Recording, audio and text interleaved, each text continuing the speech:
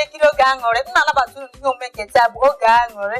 Oge aṅụrị bụkwa n'oge obi ụtọ, oge eji emetụ unu ma na-eme ka mkpụrụ obi na-adị unu sarịsarị. Ya bụ oge aṅụrị n'isi mbido telivishọn. Ya nwa bụ ebe anyị ga-anọ na nke taa nọ. Anyị nwere ihe dị iche iche anyị ga na-akpatọcha aka, anyị ga na-ekwu ihe ọtụtụ ihe dị iche iche. Jidekwe na ihe obere akụkọ ndị ọma ahụ na-eme unu obi ụtọ na-esi n'ụmụ ịntanetị. Banyekwa n'ihe gbasakwara ụfọdụ ojiji ndị nke eji mara ndị Igbo. Ọzọ bụkwara egwu nke eji makwara ndị Igbo, n'ihi ebe n'ala Igbo enwere egwu dị iche iche. Ebekwa n'ala Igbo enwekwara ojiji dị iche iche, mana ndị ụfọdụ amaghị ka esi eme gịnị eji ojiji a. Ọtụtụ ụmụafọ Igbo kịta amadịghị ihe a na-akpọ, amadịghị sef na o nwere godi ihe a na-akpọgodi ojiji kwesịrịla onye Igbo ma ọ ga-abụ ihe ojii nke apụta na nke ọzọ ya na-egwukwa. Ndị ụfọdụ ha na ihe na-ebuzi n'oge kịta bụzi ihe dịka shakushaku ya na ụmụ ndị ọzọ zanku na ụmụnye ndị ọzọ. Mana anyị nwa bụ ndị Igbo nwekwara egwu nke anyị, nke ejiri mara anyị, omenala nke anyị, egwu nke ala anyị nwere ya. Ndị egwu ndị nke a na-abanye unu na-echefula n'afa maka mmadụ unu Geraldine Amaka, onye unu na-etu Icon Girl. Ọ bụrụ jiri soro anyị n'ihe omume anụ ije na Instagram anyị bụ @isimbido.tv, ya bụrụ na Facebook Isimbido TV. Ị chọrọ ije na Twitter anyị ije na @isimbido.tv, ya bụ na webụsaịtị ije na www.isimbido.tv, ya bụkwa na YouTube ga-anọkwa ya bụ Isimbido TV. Ebe ndị a niile bụ ebe ga-ajụ ọsọ na-esoro anyị. Echefuru isoro anyị na-esoro anyị ma na-ezibatakwa ozi gị. Ihe nwere ihe nkwanye ọbụla ma ọ ga-abụ ihe ọbụla ị chọrọ izitere gbasara ihe omume a bụ site na Isimbido telivishọn.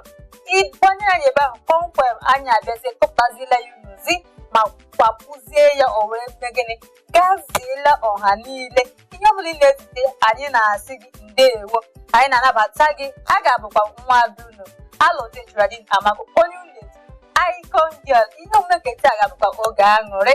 Echefula na-esoro anyị na mgbe ya bụ ebe ndị kpọsịrị aha nnọọ ị ga-abịa nnọọ ị na-esoro anyị. Dịka m si kwuo onye na mbụ sị na nke taa na anyị nwere ọtụtụ ihe dị iche iche nnọọ anyị ji nnọọ nwenyezie na-abụ n'ọtụtụ ihe dị iche iche anyị ga-eji merụ n'obi aṅụrị nke taa. Ihe ị ga-eche na nke ahụ na mbido ya nnọọ, mana ọtụtụ na-ejego n'ihu nọ nke a bụgoro ihe gbasara nwa agbọghọ bịa nọrọ afọ 36, ya bụ 36 years. Ya werezie mgbe a bịaziri site na a ga-atụzie mkpọrọ ọnwụ o were kolapsizie. Akụkọ a ga-afọkwara, mana anyị ga-eji obere ezumike ma wee laghachikwa. Unu eje n'ebe ọbụla, anyị ga-alaghachigodi azụ. Anyị awụghachila anụ kpọmkwem n'oge aṅụrị nke taa. Dịka m si na-ekwu na mbụ ya bụ nwa agbọghọ nọrọ afọ 36, ya bụ 36 years. Ewere nnọọ wee tụzie ya mkpọrọ ọnwụ o werezie kolapsizie. Gịnị ka o mekwere nọ? Ọ bụrụ na ya na nebo ya na-alụ ọgụ, o were mma ma gbuo ya. Ihe nke a nwekwara ike ya ọ bụrụ na ọ bụghị ihe ọ na-atụ n'anya ya. Nke a bụrụ ihe gịnị? Nke a bụrụ ihe iwe na-ebute. N'ihi na mgbe ụfọdụ a na-asị ekwesị na anwa mmadụ, ekwesị na anwa mmadụ, ekwesị ọha na anwa mmadụ ya. Ọ ga-ebu ụzọ nnọọ site n'iwe.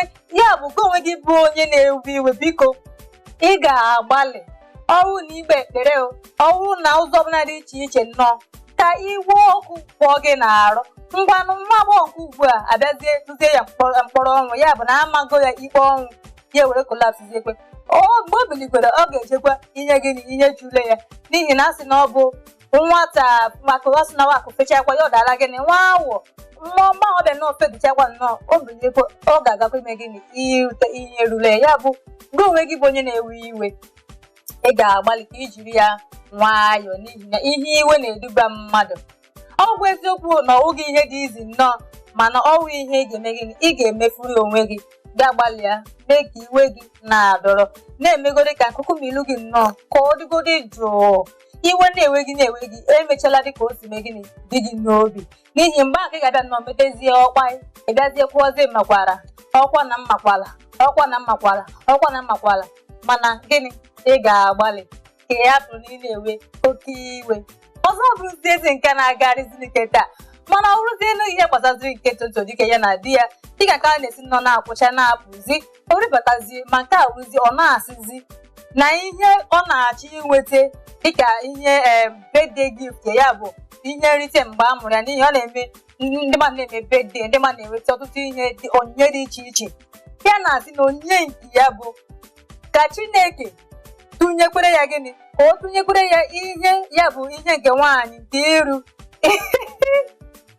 ka Chineke mee gịnị tinyere ya ma ndị mmadụ na-asịzi ka ihe nke apụtaziri ka ihe nke apụtaziri na ọ chọrọ inweta nke ọhụrụ na nke a bụ ihe ọ na-arịọ Chineke na nke a bụ ihe ọ na-achọ inweta dịka onyinye mgbe a mụrụ ya dike ọzọ abụziezi ya bụzie nke Naira Marley kwa mana nwata nwoke a ka ndị gịnị ka ndị na-anwụchi mmadụ nwụchikwe ndị na-anwụchi ndị metere ụka nwụchisie ya ike mana kịta ndị mmadụ abịazie na-ekwugharịzi ihe dị iche iche na-ekwuzi ụfọdụ na-asị na atụpụgo na arapụgo ya mana ebe ụlọzi kịta abụzi na arapụbeghị ọ ga-anọkwa n'aka siri ike ọ ga-anọkwara na ọnya kpọrọ nkụ na ọnya megịnị siri ike dịka o si na-ada mana Rugged Baba bịazie ebe ekwuzi okwu n'ihi na ọtụtụ ndị bịara bịa echewezie na ọ bụ ya nwa rụrụ ya rụrụ nye ya n'aka ndị a bụ ndị nwụchiri ya bụ ndị na-eme maka iwu mana Rugged Man adịgo mbụ gwa ndị mmadụ niile na aka ya nọghị ya akụkọ a ga-afọkwara anyị ga-eje obere ezumike ejekwana ebe ọbụla m na-alaghachigodi azụ ọ ya na ka nchabaragodi egwu ma welaghachigodi azụ ọ bịa na ụmụ Obiligbo Flavour